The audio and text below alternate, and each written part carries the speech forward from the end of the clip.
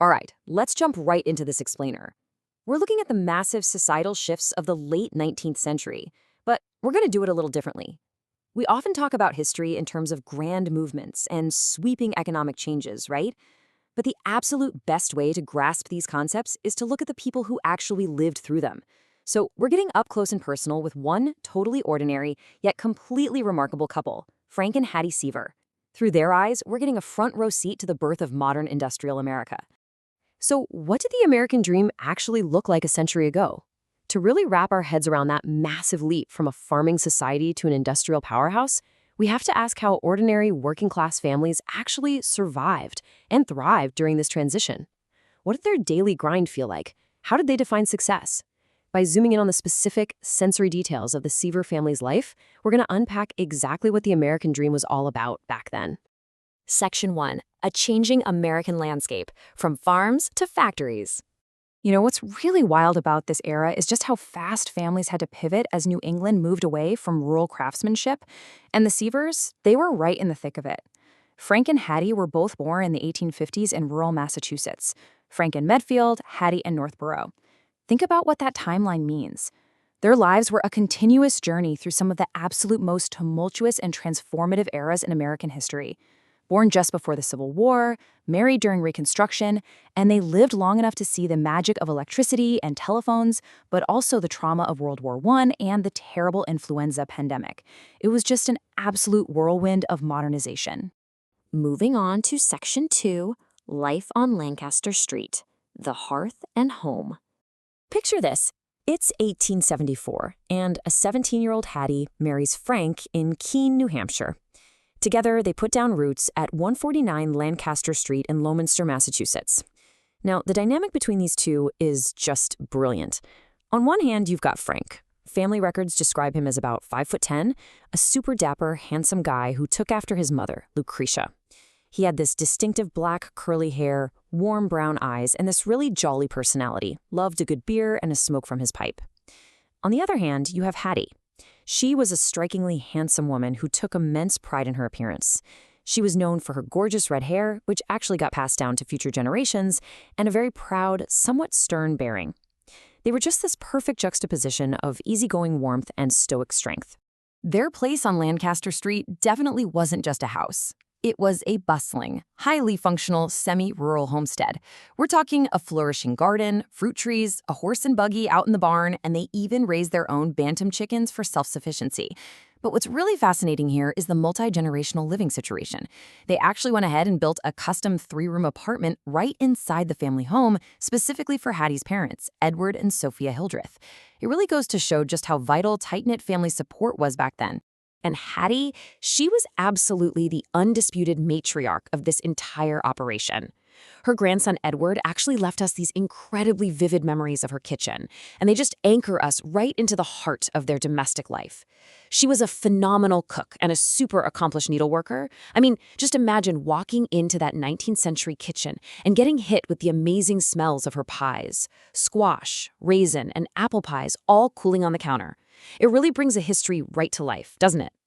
But here's the million-dollar question. What did it actually take to build this solid, middle-class life? All this warmth, this beautiful homestead with the fruit trees and the fresh pies, it definitely didn't come for free. It was forged through grueling, back-breaking labor. To really understand their world, we've got to look at how they paid for it. That brings us to Section 3, the industrial grind, the birth of early plastics.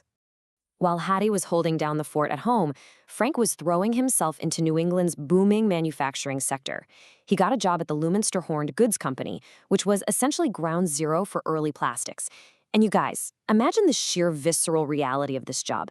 His grandson described a workspace where men literally had to soak raw animal horns in boiling hot oil, then meticulously cut and flatten them out. Frank would come home at the end of the day completely caked in horn dust, having breathed in this overwhelming, terrible stench all day long. It was a far, far cry from the clean, climate-controlled manufacturing we think of today. But Frank? The guy had serious grit.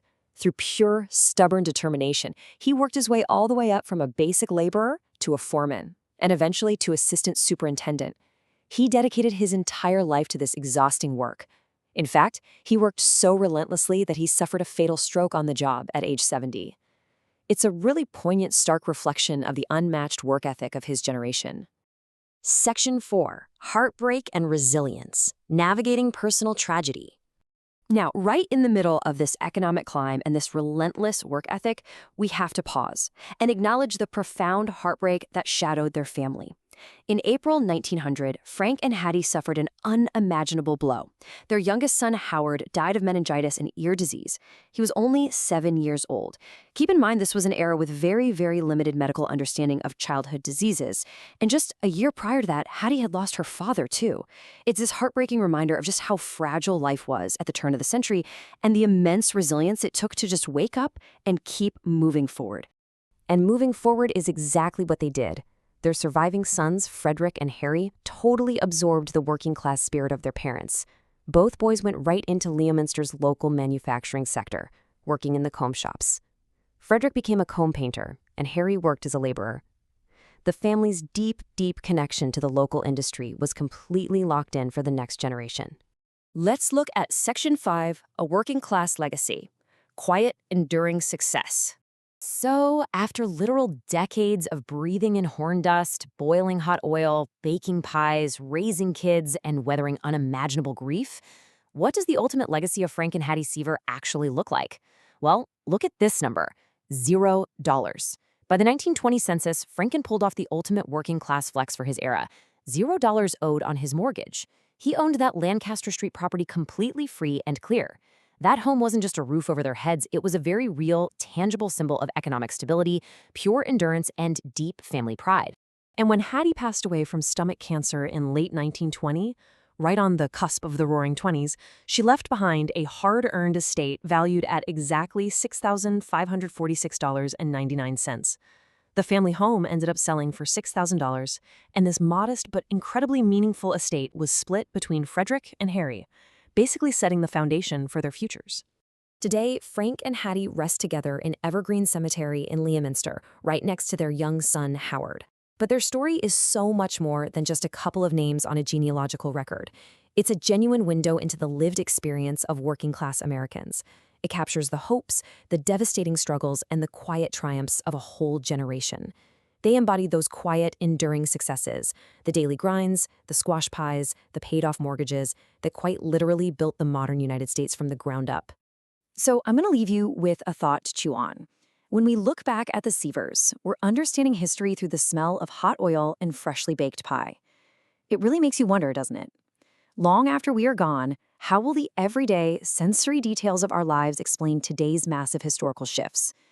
If historians looked closely at the specific details of your life a century from now, what story would they tell? Think about that as you go about your own daily grind today. Thanks so much for joining me on this explainer, and keep learning.